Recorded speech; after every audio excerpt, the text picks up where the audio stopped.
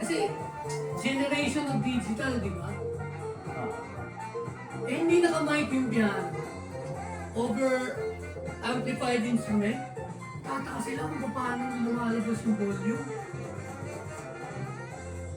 Tito Bob, how do you make the piano sound that you know so loud? Sabi ko, here's the volume. Hindi sanay sa piano. Kasi nagpa-fascinate sila at lumalabas yung tunog eh. Tapos nakikita nila yung mga hammer. Pinapanood nila. Interesting sa kanila. Kaya ngayon maraming bata gusto ng piano. Sabi ko, I can't teach, but I can coach. Ano ka nagtuturo? Alam mo bakit?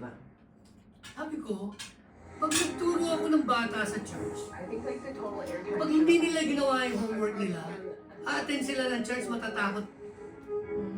Dahil nandun ako. Accountable sila sa akin eh. Baka hindi na mag-attend ng church because meron silang ano.